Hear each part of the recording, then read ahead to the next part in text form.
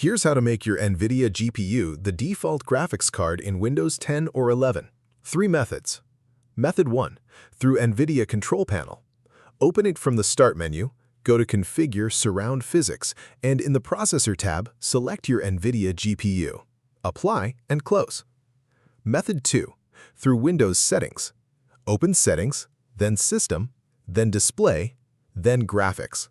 Find the game or application you want to run on your Nvidia card, click it, select Options, and choose High Performance, which will show your Nvidia GPU as the high performance option.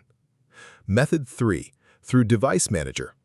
Open Device Manager, expand Display Adapters, right-click your integrated graphics card and select Disable Device.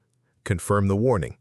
With integrated graphics disabled, Windows will default to your Nvidia GPU for all tasks. Use Method 2 for per-app control without disabling anything permanently. Use Method 3 only if you have a dedicated gaming setup and never need integrated graphics.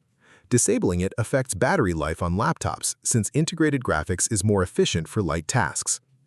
If this helped you out, hit that subscribe button for more straight-to-the-point tutorials on Step-by-Click.